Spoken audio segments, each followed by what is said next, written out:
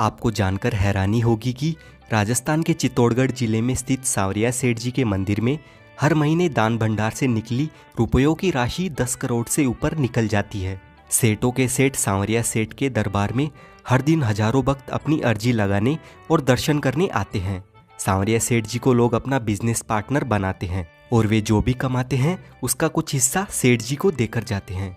और जो खाली हाथ यहाँ सांवरिया सेठ जी के पास आता है उसे सेठ जी खाली हाथ नहीं जाने देते हैं। तो दोस्तों, अगर आप भी यहाँ आना चाहते हैं तो मैं आपको इस वीडियो में बताऊंगा कि आप भी सांवरिया सेठ जी के दर्शन करने कैसे आ सकते हैं, सिर्फ एक दिन में आप कैसे घूम सकते हैं, and most important question, total खर्चा कितना होगा, और खाने पीने से लेकर रहने की कंप्लीट इन्फॉर्मेशन आपको इस वीडियो में मिलेगी। इसीलिए सबसे पहले आप जय श्री सांवरिया सेठ के नाम से कमेंट कर दीजिए और वीडियो को लाइक और चैनल को सब्सक्राइब कर लीजिए, क्योंकि ऐसे ही टूर गाइड वीडियोस आपको इस चैनल पर देखने को मिलते रहेंगे। सांवरिया सेठ जी का मंदिर चित्तौड़गढ़ के मंडफिया गांव में मौजूद है। भगवान श्री सांवरिया सेठ जी का संबंध मीराबाई से बताया जाता है। कहानियों के अनुसार सांवरिया सेठ मीराबाई के वही गिरधर गोपाल है जिनकी वह पूजा किया करती थी। मीराबाई संत महात्माओं की जमात में मूर्तियों के साथ घूमती फिरती रहती थी। ऐसे ही एक दयाराम नामक संत की जमात थी जिनके पास मूर्तियां थी। एक बार जब औरंगजेब की मुगल सेना मंदिरों को तोड़ रही थी और मेवाड़ राज्य पहुंचने पर मुगल सैनिकों को मूर्तियों के बारे में पता चला, तब संत दयाराम जी ने मूर्तियों को खुले मैदान में एक वट वृक्ष के नीचे गड्ढा खोदकर पधरा दिया और फिर समय बीतने के साथ ही संत दयाराम जी का स्वर्गवास हो गया। और कई सालों बाद सन 1840 में मंडफिया गांव के निवासी भोलाराम गुज्जर नाम के ग्वाले को एक सपना आया कि बादसोड़ा बांगुड़ के मैदान में 4 मूर्तियां जमीन में दबी हुई है। जब उस जगह पर खुदाई की गई तो भोलाराम का सपना सही साबित हुआ और वहां से एक जैसी 4 मूर्तियां प्रकट हुई। सभी मूर्तियां बहुत ही मनोहारी थी।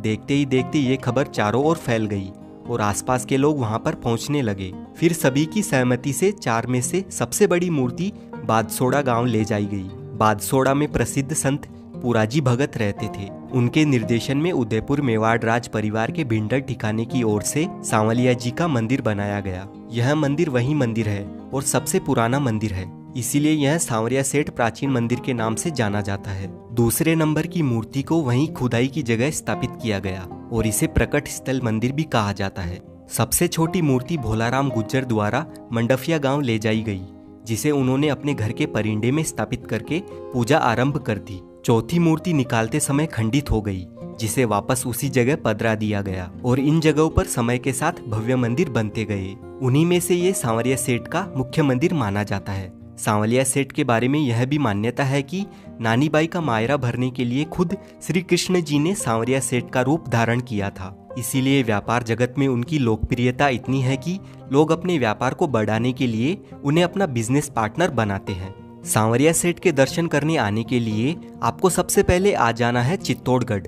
यहाँ पर आप बस या ट्रेन के थ्रू आसानी से आ सकते हैं। मंदिर का सबसे नजदीकी रेलवे स्टेशन चित्तौड़गढ़ जंक्शन है। चित्तौड़गढ़ रेलवे स्टेशन मुख्य स्टेशन है, तो आपके शहर से आपको यहाँ तक डायरेक्ट ट्रेन मिल जाएगी। दिल्ली, इंदौर, भोपाल, जयपुर जैसे शहरों से ट्रेन यहाँ रेगुलर बेसिस पर आती जाती रहती है। चित्तौड़गढ़ जंक्शन पहुँचने के बाद रेलवे स्टेशन के ठीक सामने मंडफिया जाने के लिए टेम्पू और बसें लगी हुई रहती है। इन्हीं में हमें मंदिर तक जाना होता है। चित्तौड़गढ़ से सांवरिया जी का मंदिर 40 किलोमीटर की दूरी पर है और 60 रुपए पर पर्सन के अकॉर्डिंग इन लोकल टेम्पू का किराया रहता है।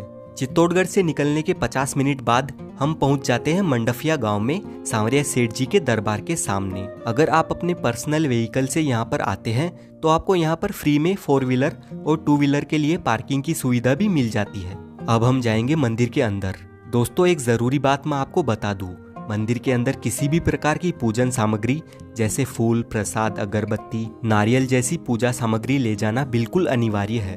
तो आप मंदिर में दर्शन करने के लिए खाली हाथ ही जाइए। यहाँ से हमें प्रवेश द्वार तक जाना होता है। मंदिर ट्रस्ट की ओर से यहाँ पर आने वाले भक्तों के लिए नियमित ठंडे पेयजल की सुविधा उपलब्ध रहती है। मंदिर के इस वाले प्रवेश द्वार से एंट्री लेते ही आपको सांवरिया सेठ जी का भव्य और बहुत ही प्यारा मंदिर दिखने लग जाता है।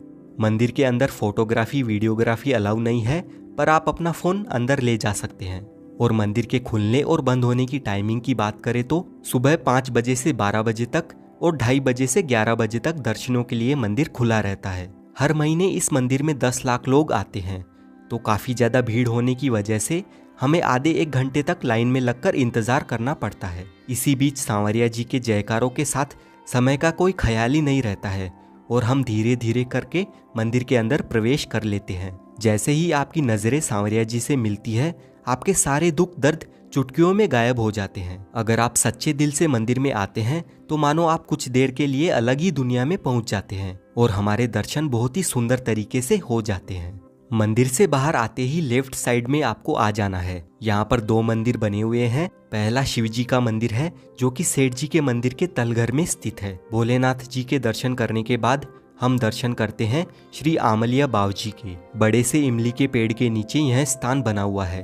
कहा जाता है कि सांवरिया सेठ के दर्शन हो जाने के बाद आपको आमलिया बावजी के दर्शन करना भी जरूरी होता है, तभी आपकी मनोकामना पूरी होती है। इसीलिए आप भी यहाँ पर परिक्रमा जरूर लगाना। यहाँ पर हम कुछ देर बैठकर और थोड़ी बहुत फोटोज खिंचवाकर मंदिर से बाहर की ओर आ जाते हैं। मंदिर के अंदर जाकर और दर्शन करके बाहर आने तक हमें पूरे 1.5 घंटे का टाइम लग गया था, तो दर्शन करने में मेरे हिसाब से ज्यादा टाइम नहीं लगता है। यहाँ पर श्री सांवलिया जी मंदिर मंडल द्वारा संचालित प्रसाद काउंटर से आप प्रसाद के तौर पर 40 रुपए में लड्डू, 30 रुपए में मठड़ी, 250 रुपए में सागर और 100 रुपए प्रति नग से मैसूर खरीदकर अपने घर के लिए ले जा सकते हैं। यहाँ पर भी आपको प्रसाद खरीदने के लिए लाइन में लगकर थोड़ा बहुत वेट करना होता है और पार्किंग वाले एरिया में आते ही आपको यहाँ पर लाइन वाइज बहुत सारी शॉपिंग की दुकानें दिखेगी। यहाँ से आप अपने लिए शॉपिंग भी कर सकते हैं और साथ ही नाश्ता पानी भी कर सकते हैं। और खाने पीने की बात करें तो यहाँ पर आपको फैमिली रेस्टोरेंट्स मिल जाएंगे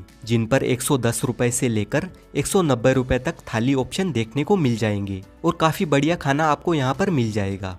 वैसे तो दोस्तों आप एक दिन में ही बहुत ही अच्छे तरीके से सांवरिया जी के मंदिर में दर्शन करके उसी दिन अपने घर के लिए रवाना हो सकते हैं, लेकिन फिर भी अगर आपको रहने की व्यवस्था चाहिए तो श्री सांवलिया जी मंदिर मंडल की ओर से बादसोड़ा चौराहे पर श्री सांवलिया धाम फैमिली रूम और हॉल डॉर्मेट्री धर्मशाला स्थित है। इस धर्मशाला के चार्जेस कुछ इस टाइप से है। डबल बेड के लिए 500 रुपए, 4 बेड के लिए 1000 रुपए और 16 बेड हॉल डॉर्मेट्री के 200 रुपए पर बेड के हिसाब से रहने की सुविधा उपलब्ध है। और अगर आप मंडफिया में रुकना चाहते हैं तो यहाँ पर सांवलिया जी मंदिर मंडल की ओर से रुकने के लिए कई भक्त निवास बने हुए हैं। इनकी जानकारी आपको नीचे डिस्क्रिप्शन में मिल जाएगी। यहाँ पर आपको डॉर्मेट्री 20 रुपए में और रूम 50 रुपए से लेकर 1000 रुपए तक मिल जाते हैं। वहीं प्राइवेट होटल की बात करें तो नॉन एसी रूम 500 रुपए से 700 रुपए तक और एसी रूम 700 रुपए से 1000 रुपए तक मिल जाते हैं। और आप चित्तौड़गढ़ में रुकना चाहते हैं तो मंदिर ट्रस्ट की ओर से चित्तौड़गढ़ में श्री सांवरिया जी विश्रांति गृह बना हुआ है। यहाँ पर आपको बहुत ही सस्ते में फैमिली के लिए रूम और सिंगल पर्सन के लिए डॉर्मेट्री की सुविधा मिल जाती है। अधिक जानकारी के लिए आप shrisavaliaji.net इस वेबसाइट पर जाकर चेक कर सकते हैं। लिंक आपको नीचे डिस्क्रिप्शन में मिल जाएगी। श्री सांवरिया जी के मंदिर में आकर दर्शन करने का हमारा टोटल खर्चा मात्र 500 रुपए पर पर्सन के अकॉर्डिंग आता है, जिसमें 120 रुपए टेम्पू का किराया, 150 रुपए का खाना पीना, बाकी के रुपए आप ट्रेन टिकट के जोड़ लीजिए। हमारी श्री सांवरिया जी मंदिर की यात्रा यहीं समाप्त होती है। अभी तक आपने चैनल को सब्सक्राइब नहीं किया है तो प्लीज कर लीजिए। वीडियो अच्छा लगा है तो वीडियो को लाइक कर दीजिए। मिलते हैं आपसे नेक्स्ट वीडियो में।